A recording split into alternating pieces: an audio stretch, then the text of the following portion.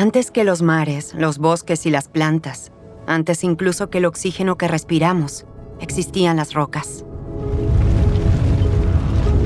Han estado presentes desde el inicio de los tiempos y son más que el suelo firme bajo nuestros pies.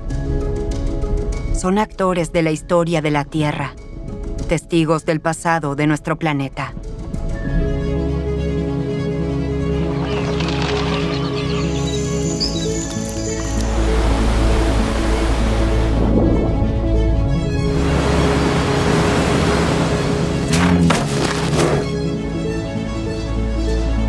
Formaciones impresionantes nos hablan de dramas y renacimientos, de catástrofes y milagros.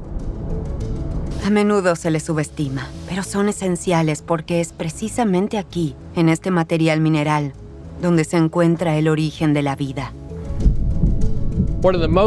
Uno de los aspectos más apasionantes de la historia de la Tierra es la coevolución de las rocas y la vida. Sin minerales, la vida no habría podido surgir.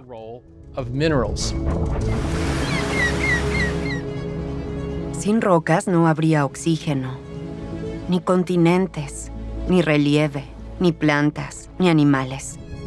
Durante miles de millones de años, los minerales y la vida se han condicionado y moldeado mutuamente.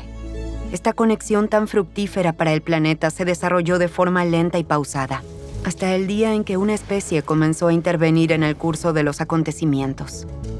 Al principio de forma imperceptible, luego a una velocidad que la Tierra nunca había experimentado. El ser humano siempre ha necesitado los minerales, desde el principio. Y con el tiempo, nuestra relación con ellos se ha vuelto cada vez más compleja. Las rocas nos hablan del origen de la vida, de la estructura del mundo, del sutil equilibrio de fuerzas que desde siempre han moldeado toda forma de vida. Es la historia de la Tierra, nuestra historia.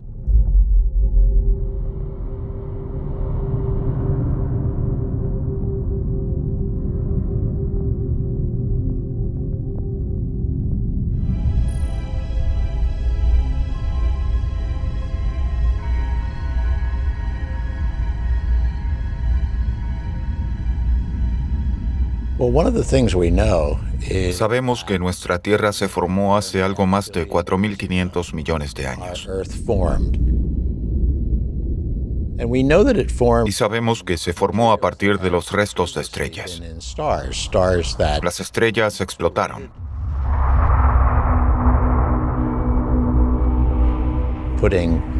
Y al hacerlo, lanzaron al espacio minerales, hielo y otras materias.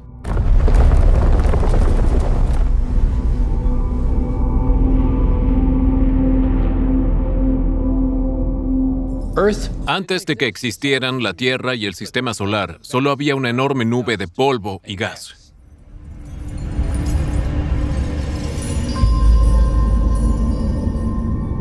A partir del gas, principalmente hidrógeno y helio, se formó el Sol. El polvo era polvo de estrellas, diminutas partículas minerales que se compactaron por la gravedad formando trozos cada vez más grandes. Primero del tamaño de un puño, luego del tamaño de una pelota de baloncesto, de una casa, hasta alcanzar un diámetro de cientos de kilómetros. Y cuando este planeta rocoso comenzó a crecer, todas estas partículas de polvo se convirtieron en los minerales que darían origen a la Tierra.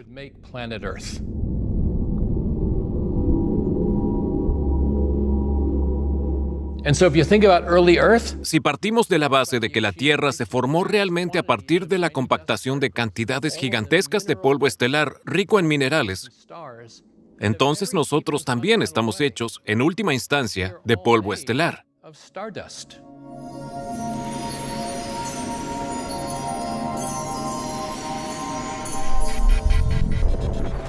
El ser humano está hecho de polvo de estrellas. Todo lo que hay en la Tierra es un legado de las estrellas. Pero la Tierra joven tenía un aspecto completamente diferente al del planeta azul que conocemos hoy. Era una bola incandescente, una masa fundida expuesta a vientos solares e impactos de meteoritos. Su superficie estaba cubierta por océanos de magma hirviente.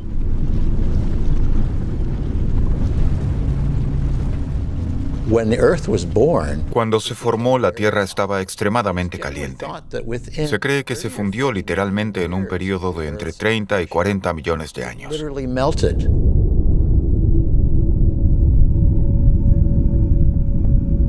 En geología, la historia de la Tierra se divide en eones. El primer eón es el Adeico, cuyo nombre hace referencia a Hades, el dios del inframundo.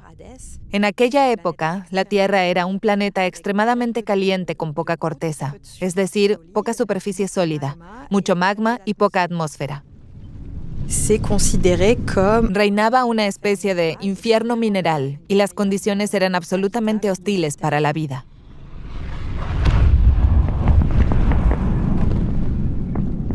En este caos primigenio se produjo un accidente cósmico que cambió el destino de la Tierra.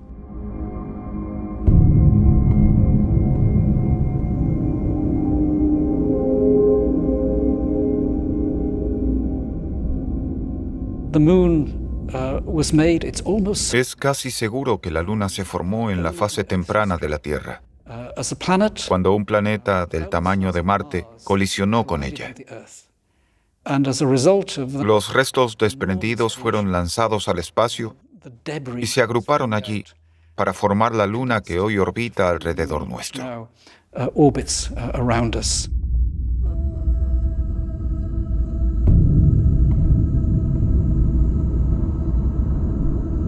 Al principio, la Luna era, al igual que la Tierra, una bola de fuego. Brillaba en nuestro cielo como un segundo sol, al rojo vivo, fundida.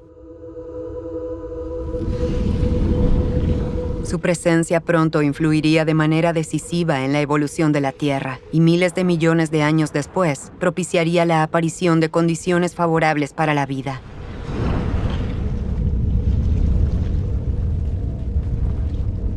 Fue el comienzo de un gran cambio.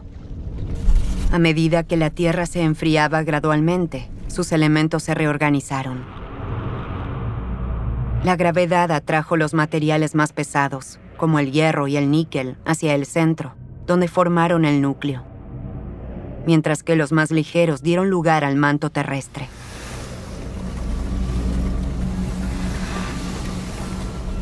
En este equilibrio inestable, el magma se solidificó en la superficie formando una roca oscura y compacta, el basalto. A partir de esta roca se formó la primera corteza terrestre.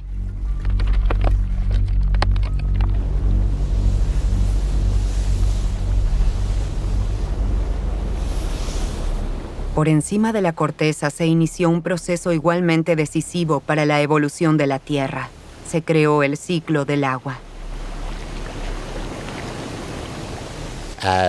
Cuando la atmósfera primitiva, compuesta por diferentes gases, se enfrió, uno de estos gases, el vapor de agua, se condensó y comenzó a llover.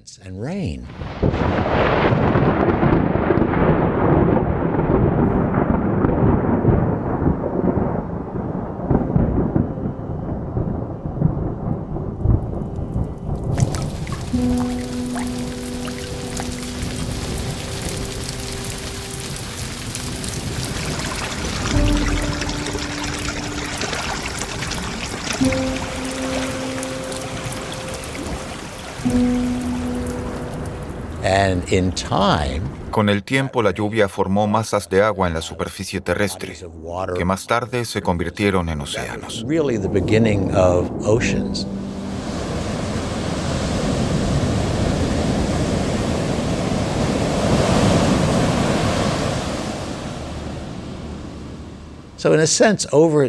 De alguna manera, durante los primeros 100 millones de años, la Tierra se convirtió en un planeta muy similar al que conocemos hoy en día.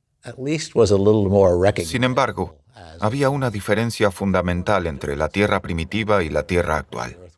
No había vida. Con las primeras cortezas sólidas y los mares en crecimiento, la Tierra ya presentaba características familiares. Pero los volcanes seguían expulsando ríos de lava y nubes de gas, llenando la atmósfera de dióxido de carbono, metano y amoníaco.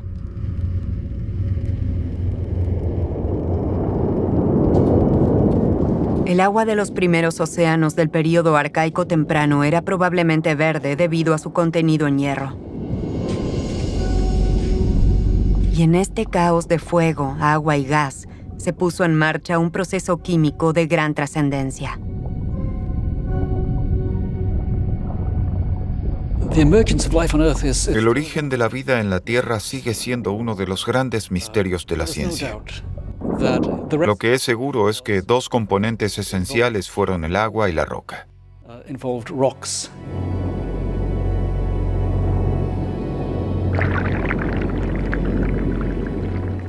Hay varias teorías.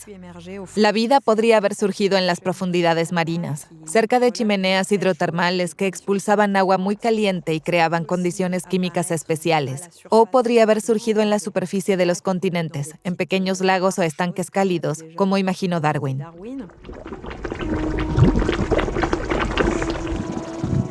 La vida no surgió por un milagro, sino por unas condiciones favorables en las que el agua, el calor y los minerales desempeñaron un papel esencial. Pero una vez surgida, también tenía que perdurar.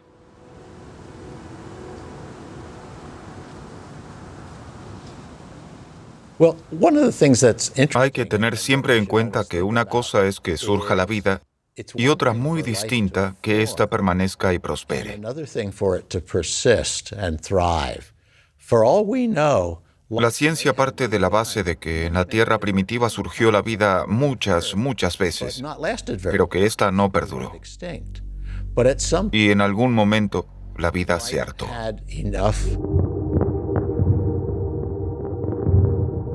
La vida se cansó. Se cansó de fracasar una y otra vez, pero también tenía suficientes elementos para cruzar un umbral. Y así fue como un día, en el océano primitivo, se desarrollaron formas de vida, se diversificaron y se adaptaron muy gradualmente. Invisibles al ojo humano, se trataba de microorganismos simples. Algunas de estas formas de vida comenzaron a aprovechar la energía del sol, captando la luz y produciendo a cambio un elemento hasta entonces insignificante: el oxígeno.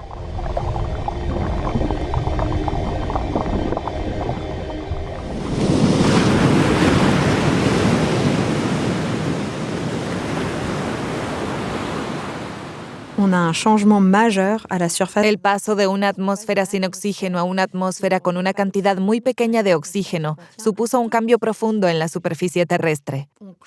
Lo cambió todo. Fue solo un aumento mínimo, de 0 a 2%. Hoy tenemos 15%. Pero fue el momento decisivo en la historia de la Tierra, el que permitió tanto la evolución como la diversificación de la vida.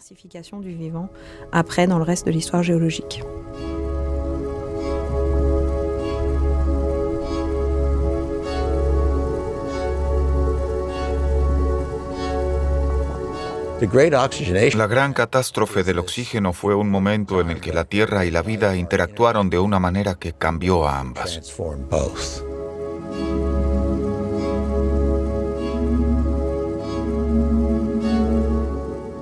Durante más de 1.000 millones de años, el oxígeno producido por las primeras bacterias fotosintéticas fue absorbido por los océanos y almacenado en las rocas. Cuando estos depósitos se llenaron, el oxígeno, que es moderadamente soluble en agua, se acumuló en la atmósfera y cambió gradualmente su composición.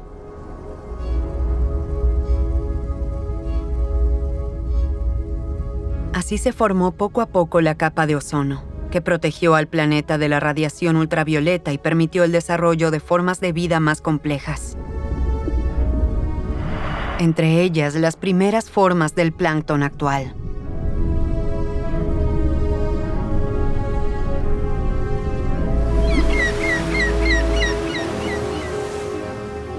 Aún hoy, este mundo microscópico nos da una idea de cómo la creciente biodiversidad marina no solo cambió la atmósfera, sino también paulatinamente las rocas y los minerales.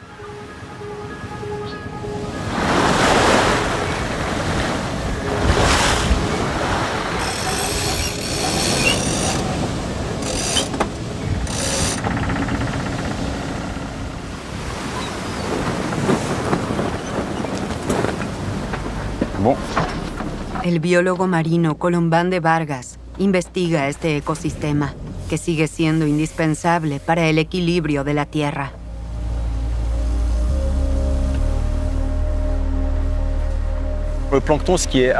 Lo absolutamente fenomenal del plancton es que en un litro de agua de mar viven entre 10 y 100 mil millones de organismos planctónicos. 10.000 millones, eso es más que la población mundial. Cada litro de agua de mar contiene hasta 10 veces la población mundial.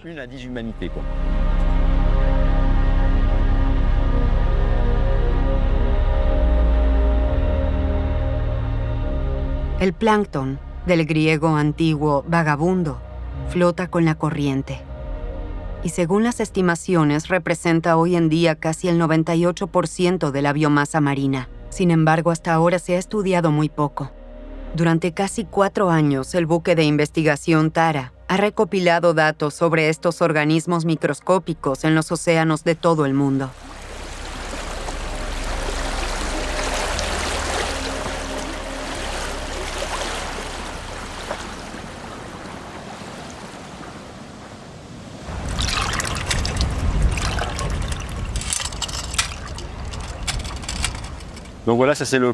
Esto es plancton que acabamos de capturar con la red. Está compuesto por organismos diminutos e invisibles. Están los virus, con sus formas extravagantes. Algunos parecen pequeñas naves espaciales. Luego las bacterias con forma de hilo o esférica, algunas de las cuales forman colonias. Y luego las células más complejas, que me gustan especialmente, los protistas. Y por último, los microorganismos, animalitos gelatinosos, mini medusas. Todos estos organismos interactúan en un mundo común, un ecosistema. Y eso es lo que estamos investigando.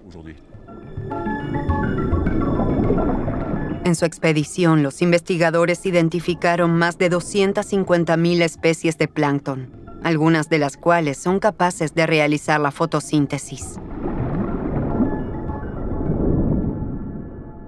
Gracias a su papel en la absorción de dióxido de carbono en los océanos, el plancton ha contribuido al equilibrio de la atmósfera y ha dado a algunos de nuestros acantilados su forma actual.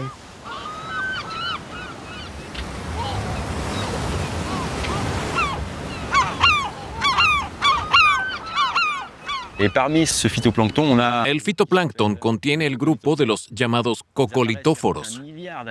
En algún momento, estas pequeñas células aprendieron a producir pequeñas placas de cal y a fijarlas a la superficie de su membrana celular.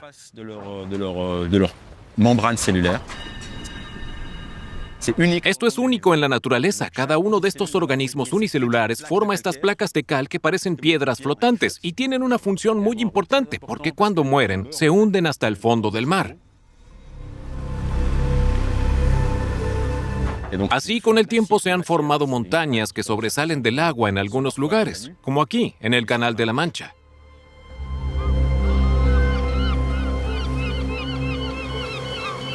Es sorprendente, pero este sencillo proceso cambió para siempre la historia de la Tierra.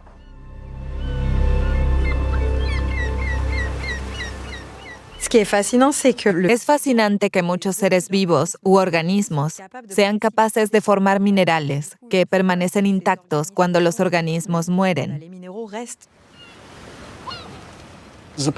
Como paleontólogo, uno aprende rápidamente que muchas rocas están formadas por vida antigua o restos de vida. La piedra caliza no es más que una capa de esqueletos, a veces de hasta 2 kilómetros de espesor.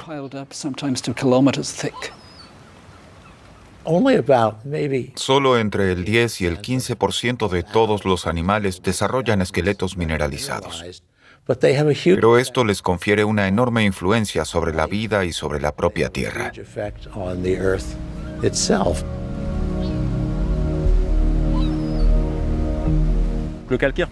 La piedra caliza que vemos aquí se formó hace entre 100 y 80 millones de años.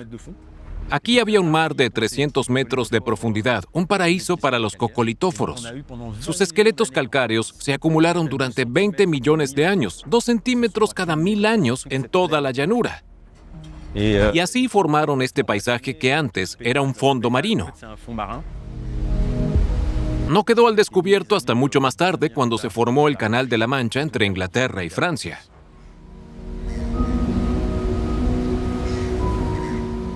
Es sorprendente que organismos unicelulares puedan crear montañas enteras. Aquí se revela la fuerza de la vida, su influencia sobre la geología.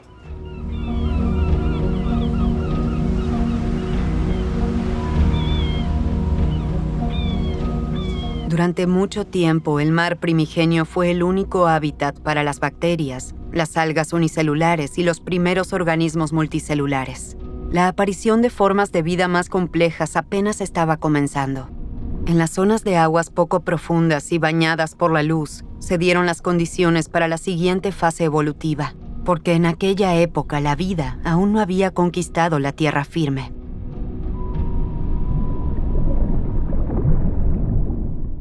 Hace 500 millones de años, aún no había plantas en la Tierra.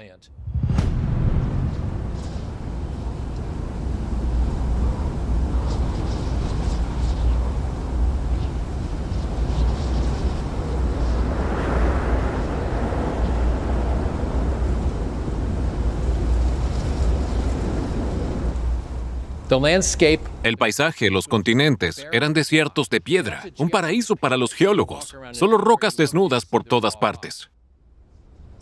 Lo que quizá muchos no sepan es que durante más del 90% de su historia, la Tierra solo estaba cubierta por una capa muy fina de suelo. Las capas profundas de suelo no se formaron hasta el último 10% de la historia de la Tierra.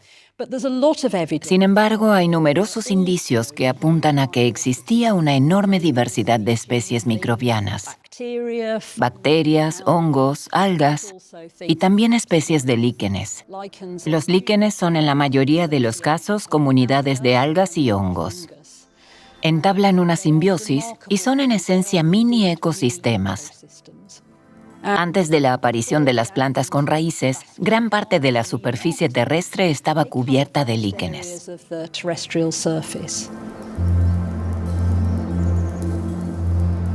Se sabe poco sobre la edad de origen de los líquenes, ya que debido a su delicada estructura, apenas dejan rastros fósiles. Sin embargo, los investigadores creen que fueron los precursores de la vida en tierra firme. Estos sencillos organismos iniciaron una enorme transformación. Al disolver los minerales de las rocas, contribuyeron a la primera erosión biológica e iniciaron la formación del suelo.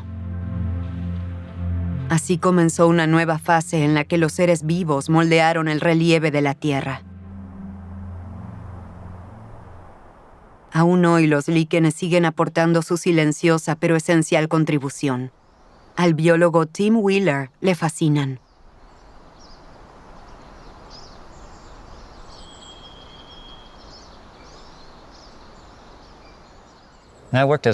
Trabajé durante 20 años como geólogo y me dediqué a estudiar rocas antiguas. Fue realmente emocionante estudiar su historia, pero con el tiempo también me interesaron las coloridas formaciones que crecían en las rocas. Gracias a los líquenes pasé de ser geólogo a biólogo. Este granito está compuesto principalmente por dióxido de silicio, que son los diminutos granos transparentes que se ven aquí. Sin embargo, entre ellos también se pueden ver granos más grandes, de color blanquecino y rosado. Son feldespatos, que contienen muchos minerales, potasio y a veces calcio, ambos nutrientes para el crecimiento de los líquenes.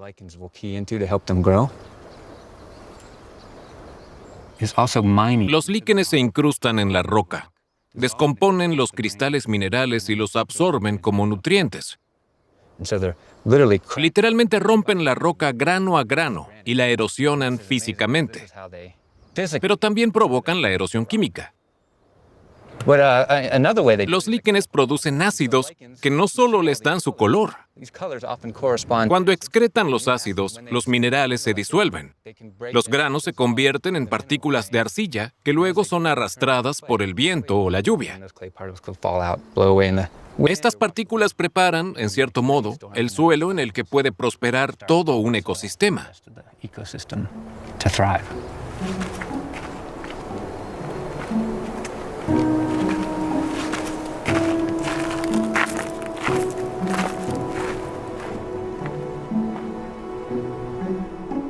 La erosión es el primer y más importante proceso en la superficie terrestre. Los líquenes son verdaderos ingenieros del ecosistema, a pesar de ser tan pequeños, de aparecer prácticamente solo en la superficie y de crecer a un ritmo increíblemente lento. En mi opinión, y no soy la única que lo piensa, los líquenes están totalmente subestimados. Son una parte esencial y dinámica de la historia de la vida en la Tierra.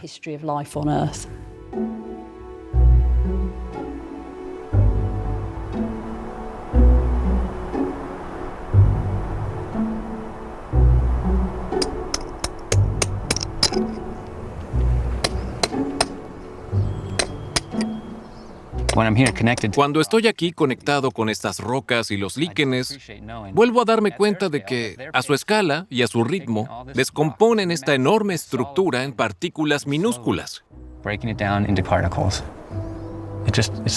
Es increíble que sean capaces de hacerlo. Y es un proceso extremadamente lento.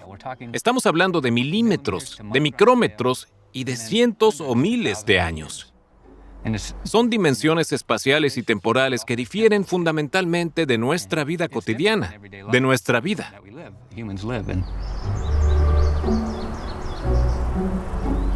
Al colonizar la roca desnuda, los líquenes prepararon literalmente el terreno para las primeras plantas terrestres. Pero sin la luna y su fuerza de atracción, estas plantas quizá nunca se habrían establecido allí.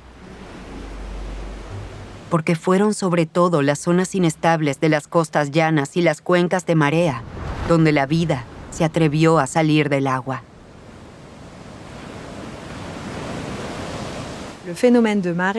Las mareas crean entornos que alteran entre húmedos y secos. Estas condiciones cambiantes exigían una considerable adaptación biológica. Por lo tanto, se puede suponer que cada criatura que vivía en la zona intermareal tuvo que acostumbrarse a estar a veces mojada y a veces seca. Esto podría haber sido una especie de ayuda inicial para la salida a tierra.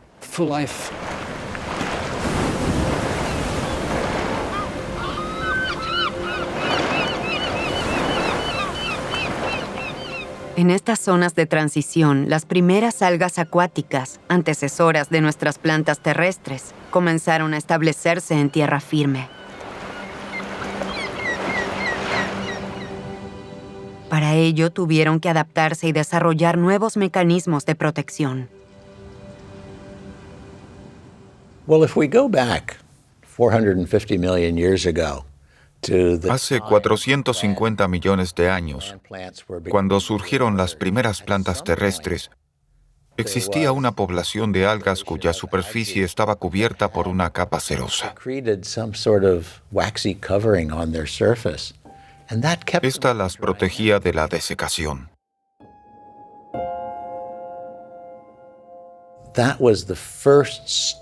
Ese fue el comienzo de una evolución que finalmente condujo a los bosques, los árboles y las praderas que nos rodean en el presente.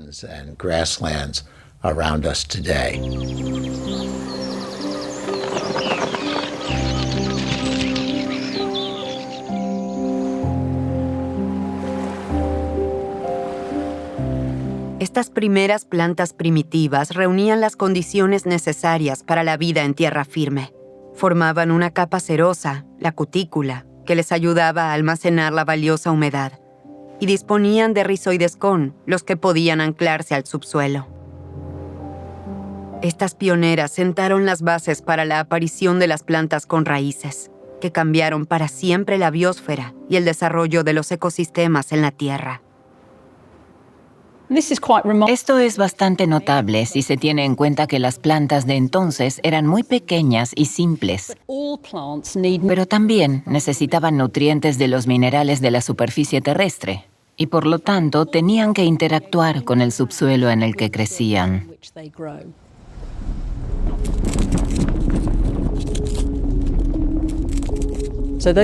Sus raíces las anclaban al suelo y lo convertían en una estructura compleja. Aportaban nuevos minerales, removían el suelo y lo transformaban. Eso no había existido hasta entonces. Por lo tanto, fue un momento decisivo cuando aparecieron las primeras plantas terrestres y comenzaron a dar forma a su hábitat.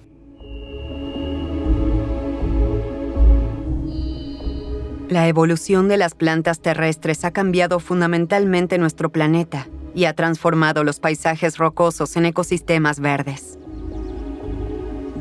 Millones de años después, los animales dieron el mismo paso, del agua a la tierra.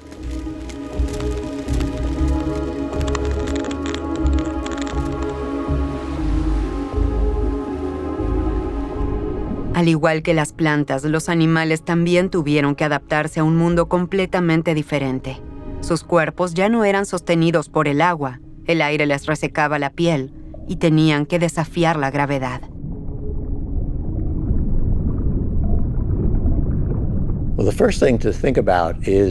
Hay que tener claro que la vida animal se originó en el mar. Todas las especies animales que vemos hoy en día en tierra firme evolucionaron a partir de antepasados que vivían en el agua.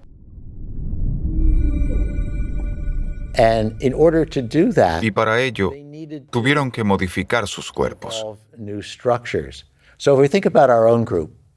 Incluso nuestro propio grupo, el de los tetrápodos, los vertebrados terrestres con patas, desciende de los peces. Pero los peces tienen branquias, y las branquias no sirven para nada en tierra.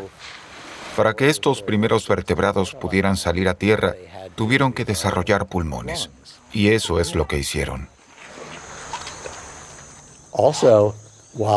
Lo mismo ocurre con las aletas, que solo funcionan en el mar. Para desarrollar extremidades con las que pudieran desplazarse por tierra, tuvieron que reconstruir toda su estructura esquelética y muscular.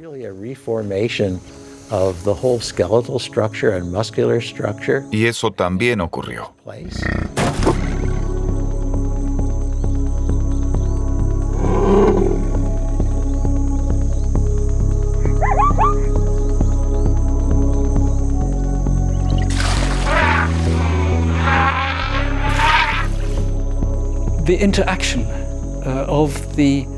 La interacción entre los minerales y la vida se ilustra quizás mejor con el desarrollo de los esqueletos.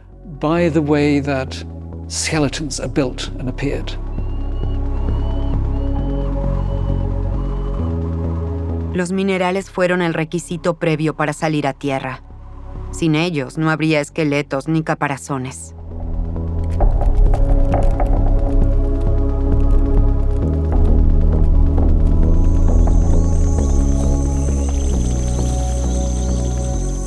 En los tetrápodos el cambio se produjo dentro del cuerpo. Sus huesos, compuestos de fosfato y carbonato de calcio, se compactaron para poder soportar su propio peso fuera del agua.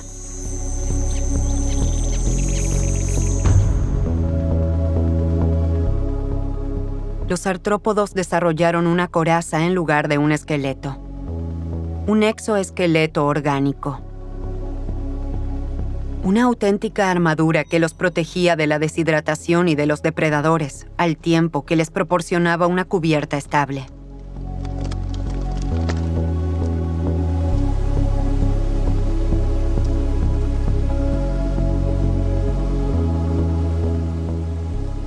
Sin estos esqueletos y caparazones, los primeros animales terrestres no habrían podido explorar su nuevo hábitat y moldearlo, excavando y descomponiendo el suelo.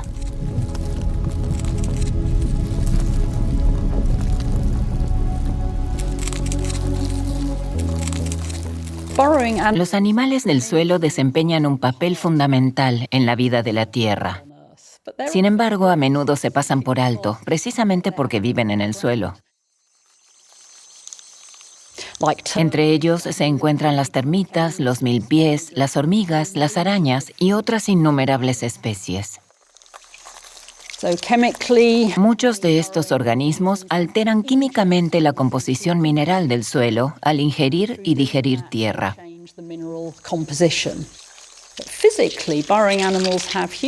También modifican el suelo físicamente, excavando galerías interconectadas que crean cavidades para el oxígeno y el agua.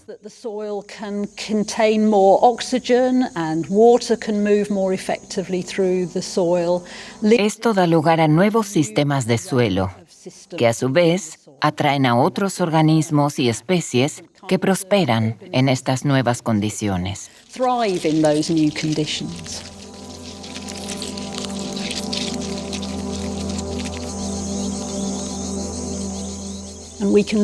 Así pues, la aparición de los artrópodos provocó profundos cambios en la superficie de la Tierra.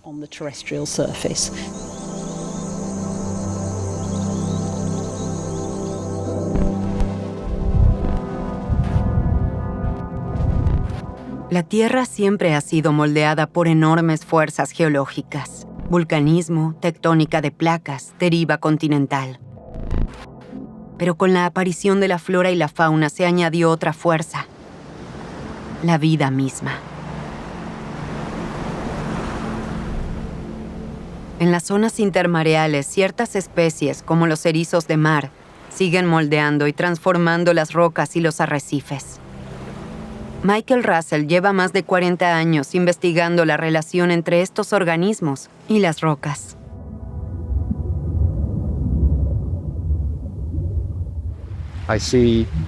Veo cómo interactúan con el subsuelo, cómo raspan la roca y producen así millones de toneladas de sedimentos cada año. Aquí se revela una larga historia evolutiva que es importante tanto desde el punto de vista ecológico como evolutivo.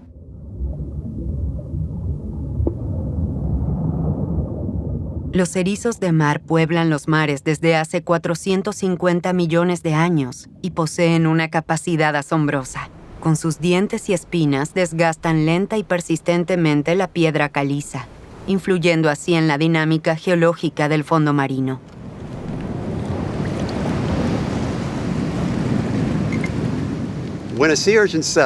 Cuando los erizos de mar se fijan, aún son muy pequeños. Sus espinas y pies adhesivos también son pequeños. Luego crecen y desarrollan un aparato bucal, la llamada linterna de Aristóteles. Este aparato bucal tiene 5 dientes que son muy eficaces. Básicamente son pequeños cinceles. Con ellos raspan la roca, raspan las algas de la superficie y se las comen. También con sus espinas desprenden granos de arena de las rocas rozándolas. Por lo tanto, es una combinación. Trabajan la superficie con los dientes y la raspan suavemente con las espinas. De este modo, la roca se desgasta poco a poco. Se crean pequeños agujeros y cavidades. Este proceso se denomina bioerosión.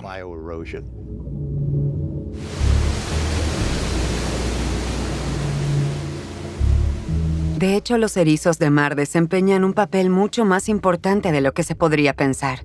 Como bioerosionadores, forman parte de un ciclo geológico milenario. Los sedimentos que producen son transportados, llegan a zonas más profundas y luego vuelven a la superficie, donde forman el fondo marino y las costas, contribuyendo así a la formación de los continentes. Un proceso de transformación lento, pero de gran alcance.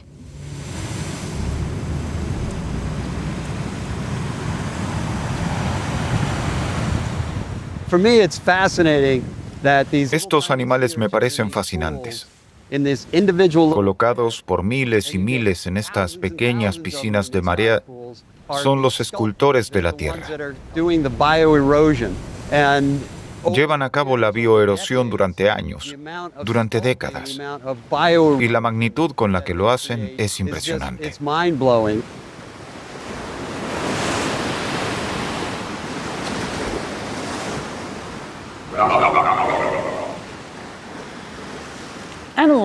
Los animales son increíblemente activos en la superficie terrestre.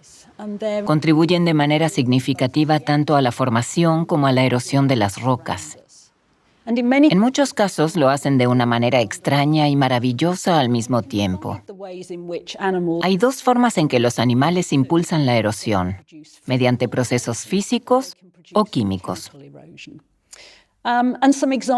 Tomemos, por ejemplo, los pingüinos de roca. Pueden erosionar físicamente muchas de las superficies de las rocas en las que anidan. Al mismo tiempo, también son capaces de provocar erosión química a través de su orina y otras interacciones con la superficie.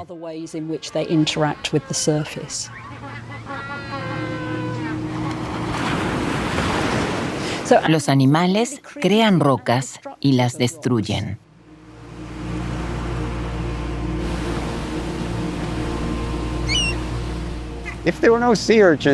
Si no existieran los erizos de mar, no habría relieve, sino solo un bloque de piedra. Los erizos de mar crean los nichos, las grietas y las hendiduras. Desempeñan un papel fundamental.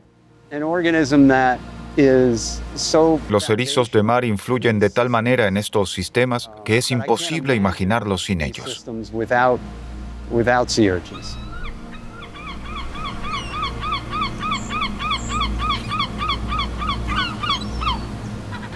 Sin embargo, los erizos de mar son solo una parte de un ciclo mucho mayor. En todo el mundo, fuerzas invisibles convierten la roca en polvo, la hacen estallar, la desmenuzan y la trituran. Los seres vivos, pero también los elementos como el agua y el viento. Todos ellos contribuyen al lento proceso de erosión que da forma a los paisajes y alimenta los océanos.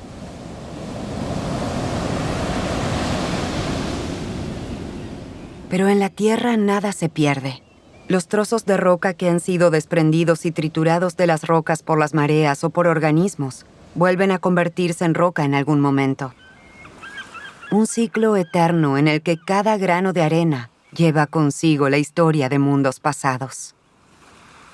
Se podría pensar que el relieve de la Tierra ha existido siempre, lo cual es cierto desde nuestra perspectiva y dentro de nuestra experiencia temporal. Mientras vivimos, por ejemplo, existirán los Alpes, pero desde el punto de vista de la historia de la Tierra, hace millones de años aquí había un océano. Ahora hay montañas de 3 o 4 mil metros de altura, y dentro de decenas de millones de años serán colinas o llanuras, y en otras partes de la Tierra surgirán nuevas cadenas montañosas o nuevos océanos.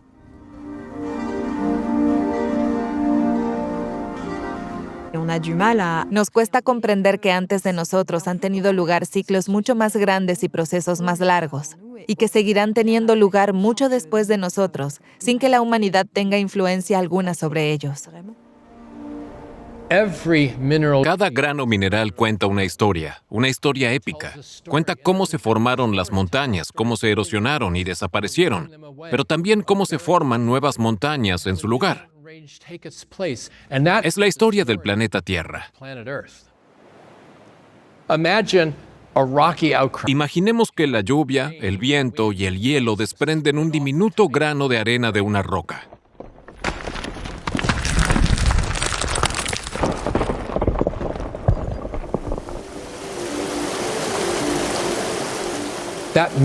Este grano de arena es arrastrado por un río, luego por un delta y desde allí al mar. En el fondo del mar se convierte en parte de una gruesa capa de sedimentos. Y cuanto más se hunde en ella, más sedimentos se acumulan sobre él. Mayor es la presión y la temperatura que actúan sobre el grano, hasta que se transforma en un nuevo tipo de roca.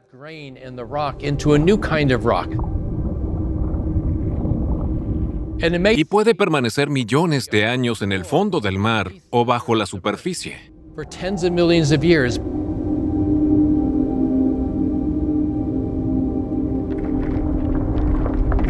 Pero en algún momento, la corteza terrestre se eleva, el sedimento se comprime y las fuerzas tectónicas transportan nuestro grano de nuevo hacia arriba, donde se convierte en parte de una nueva cadena montañosa, solo para volver a desgastarse, erosionarse y ser arrastrado por otro río, donde el ciclo comienza de nuevo, una y otra vez durante cientos de millones de años.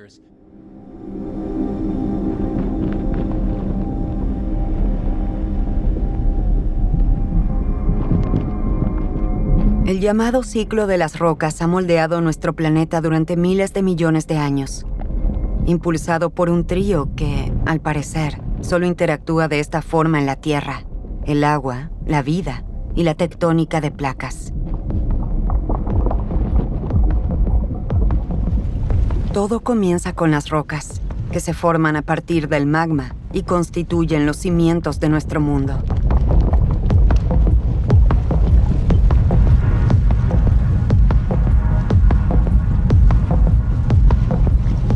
El viento y las inclemencias del tiempo erosionan estas rocas, las disuelven, las descomponen en partículas minúsculas y las transforman. Es el comienzo de un largo viaje. A través de los ríos, las partículas llegan a los océanos, donde se depositan capa tras capa.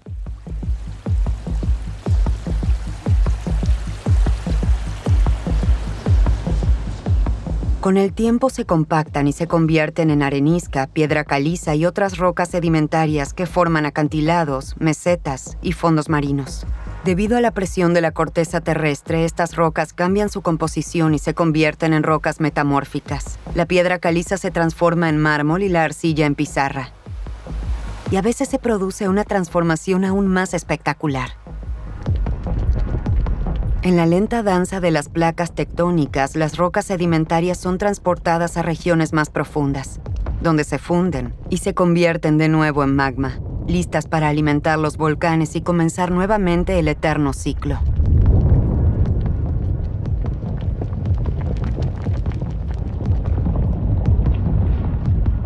Pero este ciclo no sería posible sin el agua. Penetra profundamente en la corteza terrestre, hidrata la corteza oceánica y facilita el hundimiento de las placas en el manto terrestre. Este proceso da forma a nuestro mundo, crea montañas y continentes y proporciona nutrientes a los suelos y los océanos. Es indispensable para la vida en la Tierra.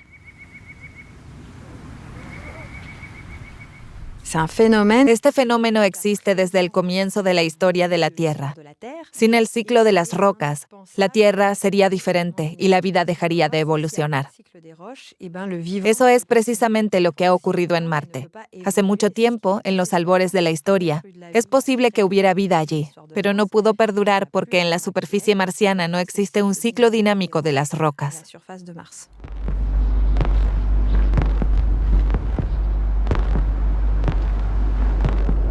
El ciclo de las rocas y el ciclo de la vida están, por tanto, estrechamente relacionados. Se influyen mutuamente desde hace miles de millones de años. Es un proceso continuo que, sin que nos demos cuenta, continúa hasta hoy, como lo demuestra el ejemplo de las tormentas de polvo en el desierto de Namib, en Namibia.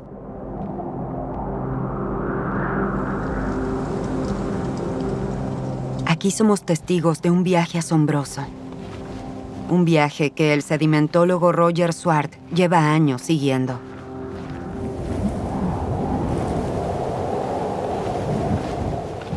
Es magnífico ver estas nubes de polvo. Demuestran que la Tierra está viva y funciona, que estos procesos siguen desarrollándose sin problemas.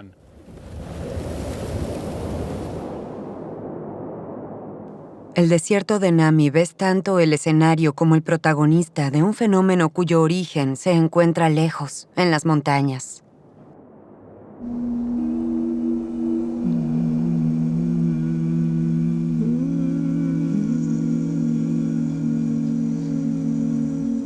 Allí, la lluvia y el viento trituran gradualmente las rocas hasta convertirlas en polvo fino.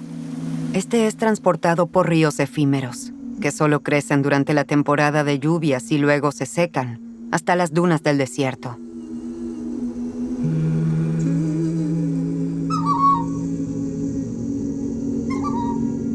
Los ríos secos solo llevan agua durante la temporada de lluvias o después de fuertes precipitaciones. Entonces la corriente es tan fuerte que arrastra arena y barro hasta que los ríos llegan a una zona de dunas. Allí la corriente se ralentiza y el río ya no puede transportar sedimentos. El barro se queda allí y las partículas de arcilla se depositan.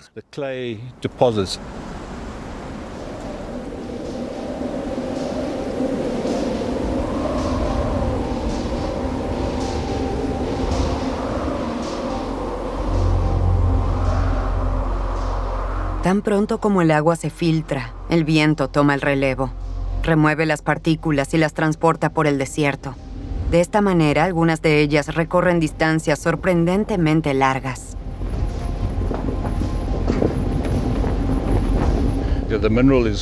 Las partículas tienen forma de plaquitas, por lo que flotan casi por sí solas y el viento puede transportarlas muchos cientos de kilómetros.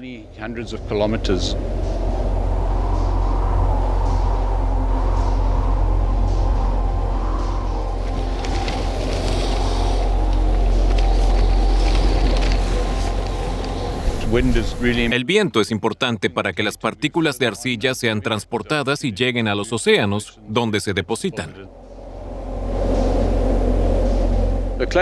Y las partículas de arcilla son importantes porque contienen minerales como hierro, nitrógeno y fósforo, que proporcionan energía y nutrientes a los océanos.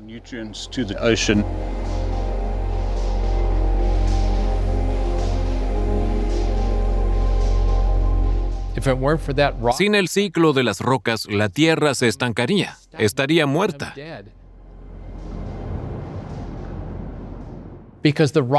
Porque este ciclo aporta continuamente nuevos nutrientes a la superficie terrestre. Suministra constantemente nueva energía para que la vida pueda continuar. Por lo tanto, el ciclo de las rocas es una parte esencial de la historia de la Tierra, pero también una parte esencial de nuestra historia.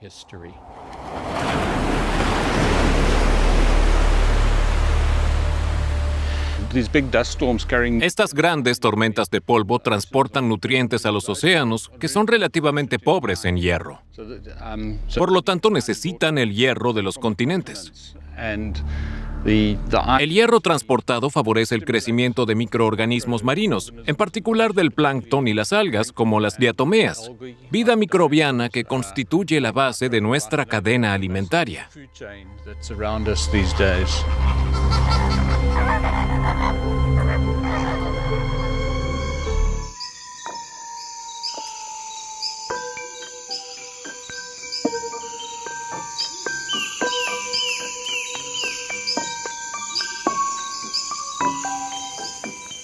Los minerales fueron el origen de toda la vida. Poco a poco, los primeros organismos comenzaron a cambiar su entorno. La aparición de los homínidos en África hace unos 7 millones de años marca un punto de inflexión decisivo. Nuestros antepasados vivían principalmente en los árboles y se alimentaban de hojas y frutos. Pero en algún momento abandonaron las copas de los árboles y pisaron tierra firme. Sus primeros pasos fueron más que una nueva forma de moverse. Marcaron el comienzo de una relación única con la roca. Nuestros primeros antepasados se desplazaban a 4 patas la mayor parte del tiempo. Quizás esto se explique por el hecho de que entonces también nos agarrábamos a los árboles con las 4 extremidades. De vez en cuando nos poníamos de pie sobre las patas traseras para ver por encima de la alta hierba de la sabana y buscar depredadores o posibles presas. Luego seguíamos corriendo a 4 patas. Pero en algún momento nos volvimos tan hábiles para mantener el equilibrio sobre las patas traseras que nos atrevimos a dar un paso hacia un lado. Y finalmente pasamos a caminar erguidos sobre 2 piernas.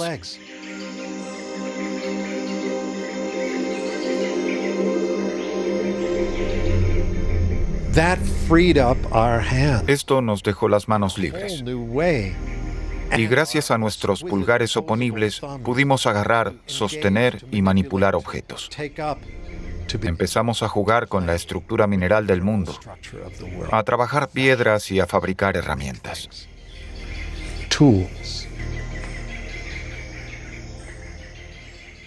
Imagínese a un primate tomando una piedra y comprendiendo de repente que podría serle útil. And realizing you could do something new with it. It may not have been a conscious. En el caso de los primeros primates, seguramente no fue un uso consciente. Instintivamente utilizaban las piedras como una extensión de la mano, algo que les daba más fuerza, más peso. Era simplemente una herramienta que les ayudaba a sobrevivir. Creo que la innovación es un componente esencial en la evolución de los primates y los seres humanos.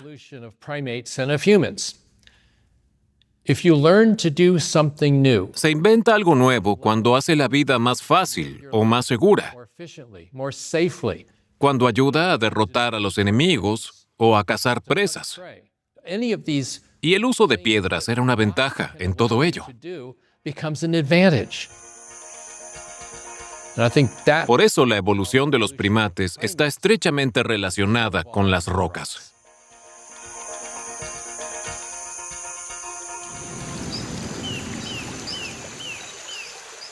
Desde la marcha erguida hasta el uso de herramientas y el descubrimiento del fuego, los minerales siempre han sido nuestros aliados silenciosos, la base del desarrollo de la humanidad.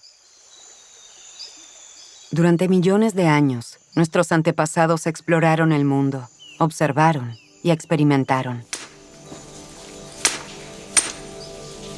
Al principio utilizaban piedras sin trabajar. Más tarde seleccionaban piedras específicas y las trabajaban para convertirlas en herramientas sencillas. Poco a poco, las herramientas se fueron perfeccionando. Era el comienzo de la Edad de Piedra. Otro paso decisivo fue el uso del fuego, que se remonta a hace aproximadamente 1,5 millones de años.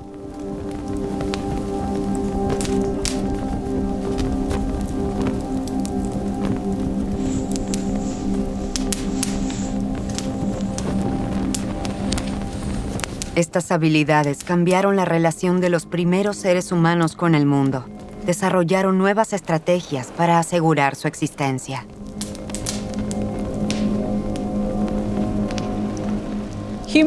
La domesticación del fuego por parte del ser humano estaba estrechamente relacionada con la roca, ya que al principio se golpeaban dos piedras entre sí para encender un fuego.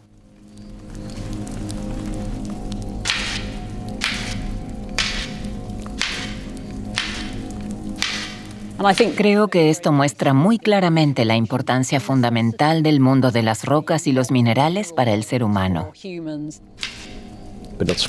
Para producir chispas se utilizan, por lo general, pedernal y pirita.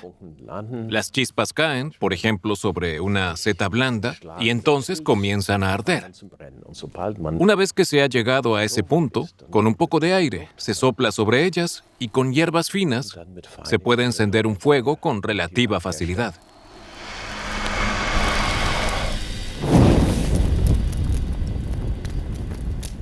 El desarrollo del uso del fuego trajo consigo cambios muy profundos para los seres humanos y para la historia de la humanidad. El uso del fuego permitió cocinar los alimentos, lo que a su vez hizo posible una absorción más eficiente de las calorías. Algunos antropólogos incluso afirman que el cerebro humano aumentó considerablemente de tamaño gracias a ello. Es decir, que nuestras capacidades cognitivas, nuestra capacidad de pensar, quizás incluso de hablar, podrían haber surgido de este desarrollo.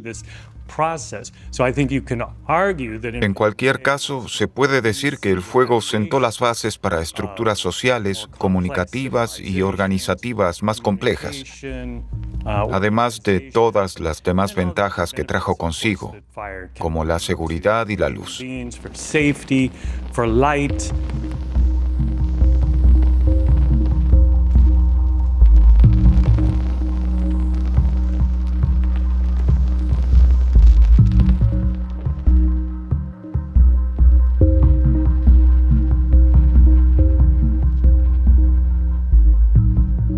El calor y la luz del fuego convirtieron las cuevas en refugios, en lugares donde la gente se reunía y compartía sus primeras historias.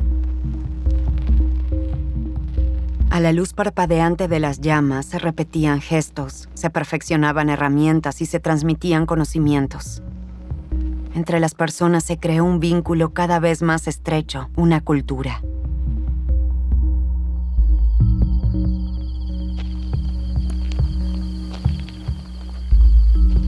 Mucho más tarde, esas mismas paredes rocosas se convirtieron en el lienzo de las primeras pinturas rupestres.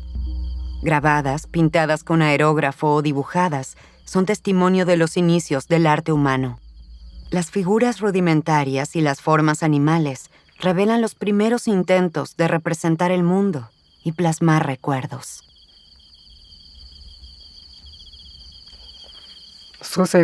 Cuando estoy delante de esta pared, tengo la sensación de estar contemplando un libro que nos dejaron nuestros antepasados.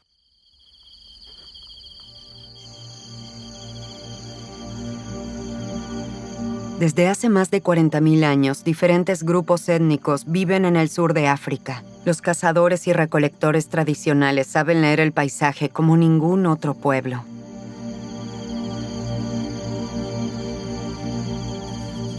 Gracias a sus antepasados, que inmortalizaron sus conocimientos en las rocas. La roca me cuenta cómo vivían mis antepasados, qué animales cazaban y cómo los utilizaban. Se alimentaban de su carne, se abrigaban con sus pieles y con sus huesos fabricaban herramientas.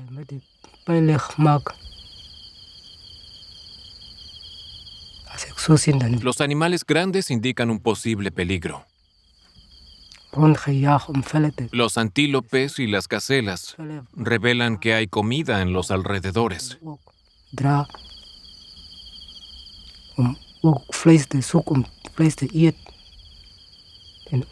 Todo eso me lo cuenta la roca. Es casi como si hubieran dejado en esta pared mensajes e indicaciones para las generaciones venideras.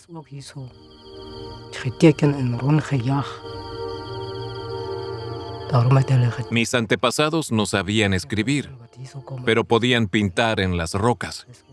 Gracias a ello, sé de dónde vengo.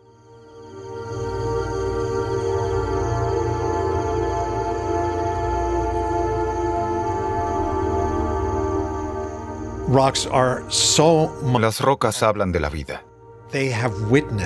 Son testigos de todos los cambios que ha experimentado la historia de la humanidad en este lugar.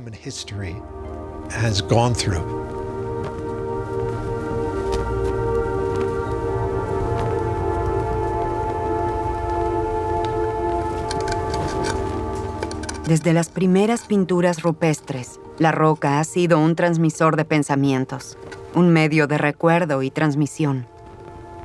En la piedra, los seres humanos inmortalizaron sus primeras creencias, historias y visiones del mundo.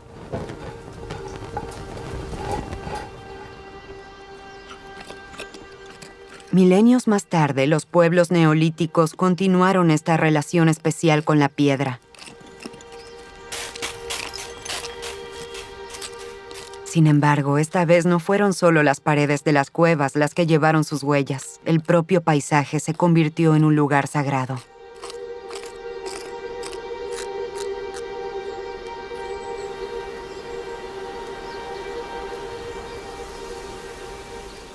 Como en Carnac, Francia, donde antaño se erigieron enormes bloques de piedra y se dispusieron en filas. Como si después de haber dibujado durante mucho tiempo sobre la piedra, el ser humano quisiera ahora moldear el mundo a partir de piedras. Hasta hoy los investigadores siguen tratando de desvelar su secreto. Uno de ellos es el arqueólogo Philippe Guessan.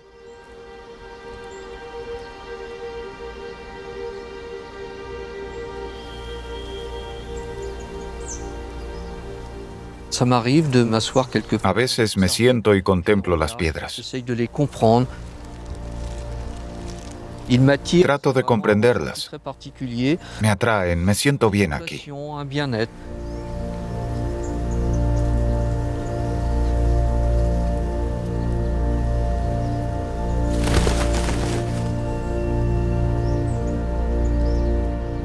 En Karnak, más de 3.000 menhires se alinean a lo largo de varios kilómetros, formando uno de los mayores conjuntos megalíticos del mundo.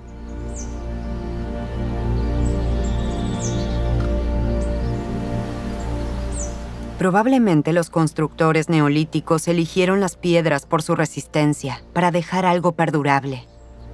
Algo perdurable que, al parecer, tenía un propósito específico.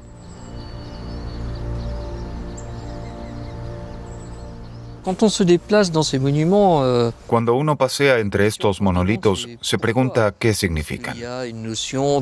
Son una expresión de territorialidad, de poder, de permanencia, de inmortalidad. Hay muchas preguntas sin respuesta. Por desgracia, no hay inscripciones, solo algunos grabados, en parte esquemáticos, en parte simbólicos, en parte completamente incomprensibles. Quizás esa sea la parte más difícil, reconocer cuánto simbolismo se esconde en este conjunto de piedras. Los seres humanos tienen una relación casi sagrada con el mundo mineral. Y creo que la razón es el tiempo. Nuestra vida es tan corta que pensamos en días y semanas, meses y años. Pero las rocas y los minerales perduran durante milenios, millones de años. Y cuando construimos nuestros lugares sagrados con piedra, son símbolos de eternidad. Porque la piedra existe mucho más tiempo que todo lo que conocemos.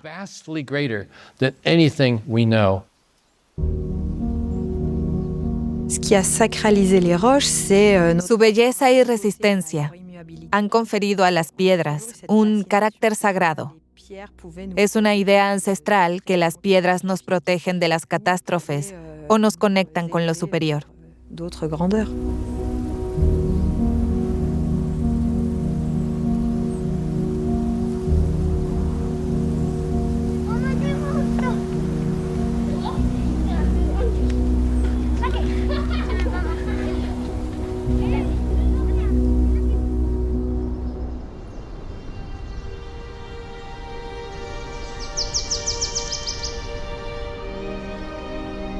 Con la revolución neolítica, la humanidad sentó las bases para su apropiación del mundo. Los cazadores y recolectores se convirtieron en agricultores sedentarios que transformaron el paisaje natural. Se extendieron los prados y los campos, se construyeron pueblos y se trazaron carreteras.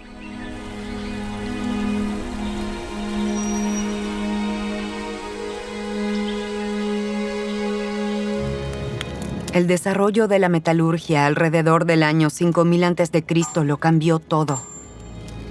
El ser humano ya no se contentaba con la roca en bruto, sino que comenzó a extraer los minerales y a obtener de ellos materias primas valiosas.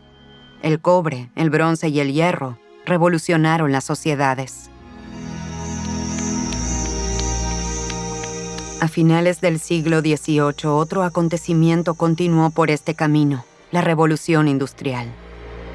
En lugar de limitarse a procesar los minerales extraídos, ahora se pretendía obtener energía a partir de ellos. El carbón y más tarde el petróleo fueron los pilares de este desarrollo y catapultaron a nuestras sociedades a la era del consumo desenfrenado.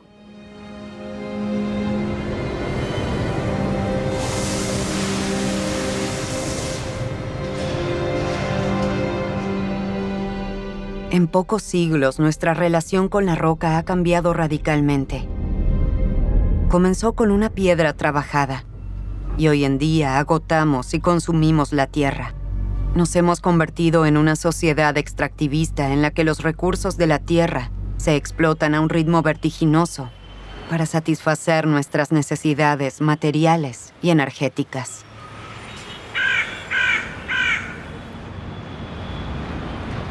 El extractivismo significa extraer, obtener y utilizar recursos naturales, recursos que son limitados por naturaleza.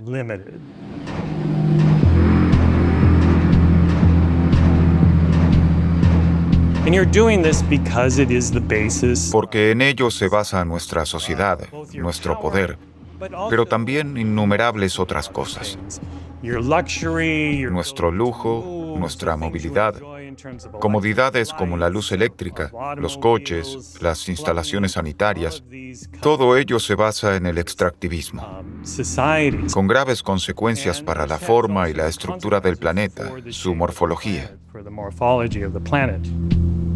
El ser humano está alterando el ciclo del carbono de nuestro planeta de una manera que tendrá repercusiones durante miles y miles de años. No se puede simplemente extraer del suelo materia vegetal muerta almacenada durante millones de años, quemarla y esperar que eso no tenga consecuencias.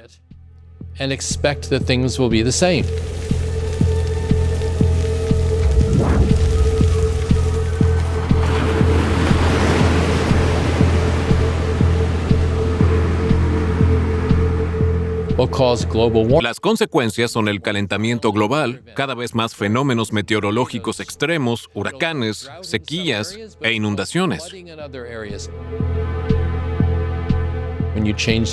Cuando se modifica el medio ambiente, también cambia la reacción de la Tierra.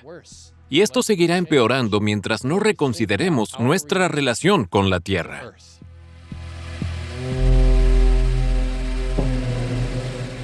La humanidad se ha convertido en una fuerza geológica propia.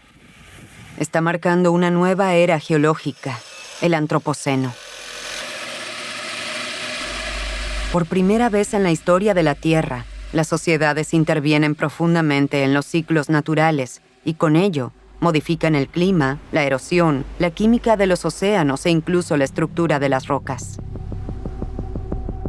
Pero no solo estamos agotando los recursos naturales de la Tierra en un tiempo récord, sino que también estamos produciendo nuevos materiales que se acumulan en las capas geológicas. El hormigón es el mejor ejemplo. El hormigón se fabrica a partir de cal, arcilla y arena y se calienta a altas temperaturas. Es el bloque de construcción artificial de nuestra civilización y literalmente cubre todo el mundo. El hormigón es mucho más plano, mucho más liso. Es más fácil caminar sobre hormigón que sobre suelo natural con baches, piedras y matas de hierba. La naturaleza nos exige improvisar en todo momento. Estar siempre alerta y atentos y ser creativos. Y nos libramos de la necesidad de ser creativos creando un mundo de superficies lisas. En los últimos 70 años, la humanidad ha producido más de 500 millones de toneladas de concreto. Eso equivale a aproximadamente 1 kilo de hormigón por metro cuadrado de superficie terrestre y marina. Los componentes principales del hormigón, es decir, la arena y la grava, están formados por minerales extremadamente duraderos que existen desde hace millones o incluso miles de millones de años. Imaginemos que toda la vida humana hubiera desaparecido. Nuestras ciudades estarían desiertas, las autopistas vacías y no habría aviones volando por el cielo. Lo que quedaría sería un legado mineralógico inconfundible.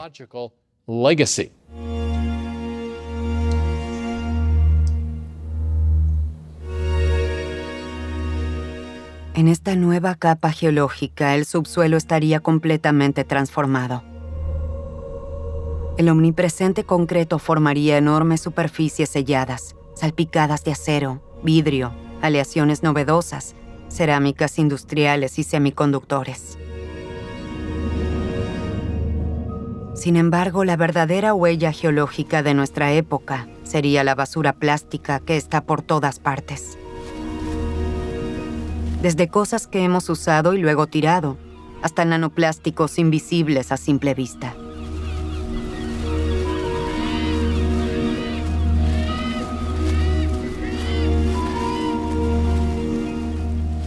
En la actualidad, estas diminutas partículas de plástico ya están contaminando los ecosistemas. Se encuentran en el suelo, en los océanos e incluso en la lluvia.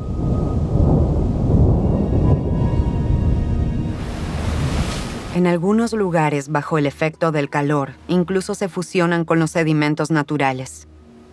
Estas estructuras híbridas tienen un nombre: plastiglomerado.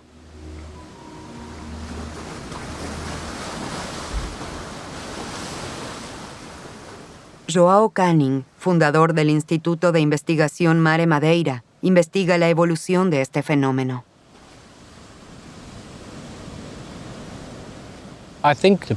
La aparición del plastiglomerado, no solo en Madeira, sino en todo el mundo, es un síntoma alarmante de nuestra época. Lo veo como una señal de advertencia para todos nosotros.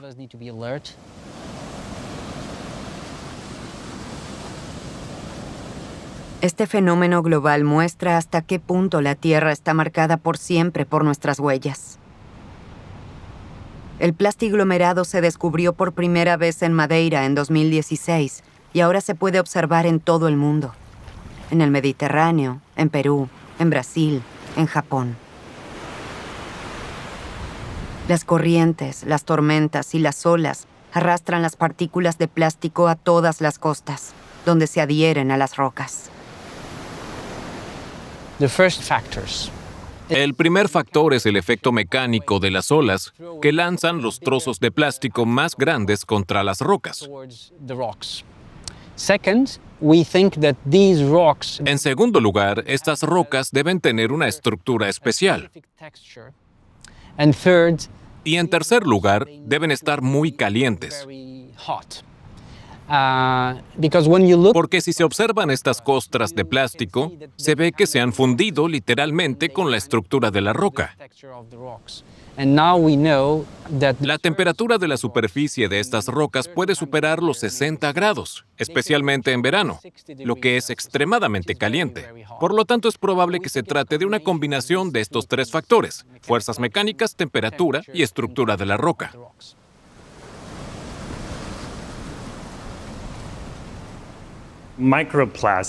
Los microplásticos están omnipresentes en nuestro medio ambiente.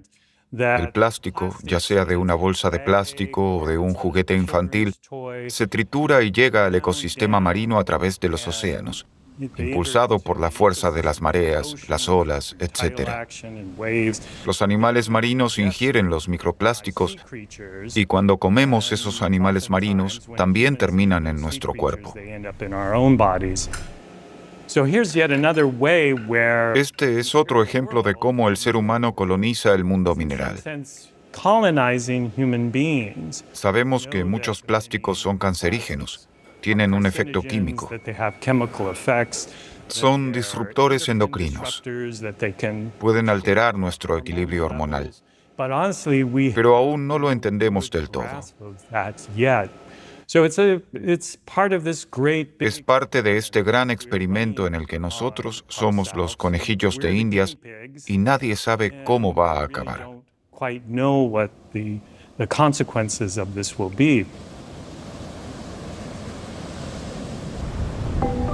El plastiglomerado representa la agresiva intervención de la industria petroquímica impulsada por los beneficios en el ciclo de las rocas y cómo deja su huella profundamente en la corteza terrestre. Las rocas que en su día se formaron a partir de lava enfriada o sedimentos depositados, hoy están formadas por nuestros residuos. Durante mucho tiempo se pensó que un mundo de plástico y hormigón nos elevaría por encima de la naturaleza. En cambio, nos hemos inmortalizado de forma preocupante en sus cimientos.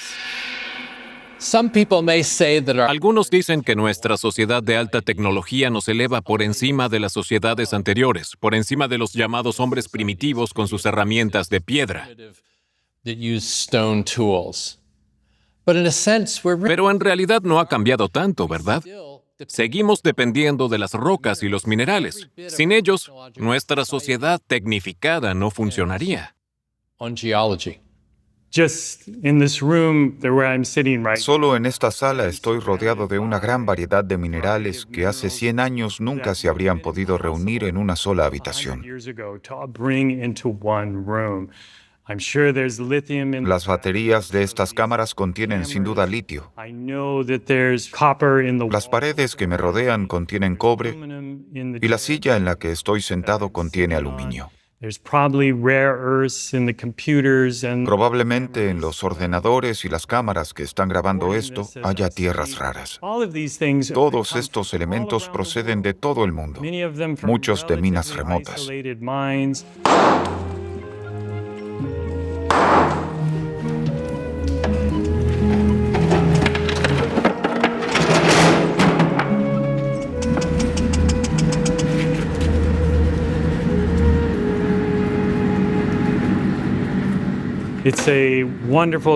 La innovación tecnológica es algo maravilloso, pero también ha hecho que dependamos más que nunca del mundo mineral.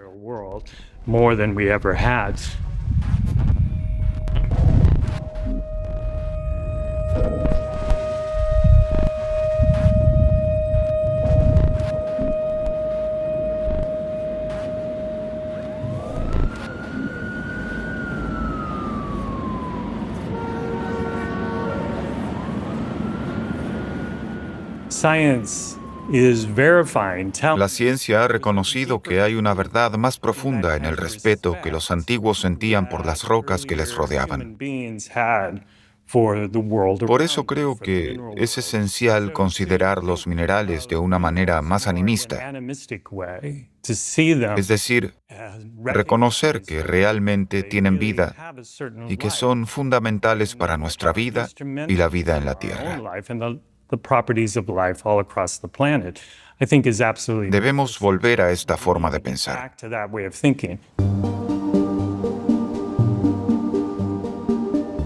La Tierra lleva consigo su historia. Mucho antes de nuestra era, ha vivido épocas cálidas y frías. Ha visto surgir océanos y continentes.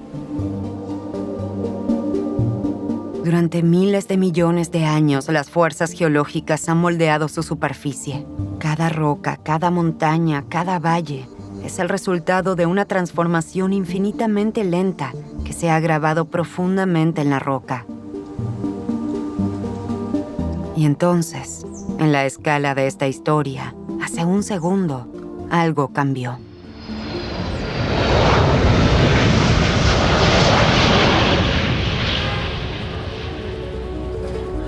Un desarrollo radicalmente nuevo ha trastocado un modelo que se ha ido formando a lo largo de miles de millones de años y con ello ha desestabilizado el equilibrio geológico de la Tierra a una velocidad sin precedentes. En pocos siglos, la humanidad ha extraído del suelo el legado de épocas anteriores y ahora está quemando en un tiempo récord lo que la Tierra ha fosilizado durante millones de años. Está cubriendo el planeta con plástico, concreto y aleaciones, creando así una capa geológica propia que identifica nuestra época como una brutal anomalía en la historia de la Tierra. Pero si el Antropoceno es la era del ser humano, también podría convertirse en la era de la conciencia. Desde el Homo habilis, que fabricaba herramientas con piedras, la humanidad ha estado estrechamente vinculada a la roca, que ha garantizado su supervivencia y ha sido el material de construcción de sus civilizaciones. Muchas de las sociedades actuales han crecido en un mundo de abundancia. Les resulta difícil pensar en la escasez y seguir un camino diferente al de la explotación. La Tierra nos habla de su necesidad. Solo tenemos que escucharla. Quienes ya lo hacen saben que es casi demasiado tarde.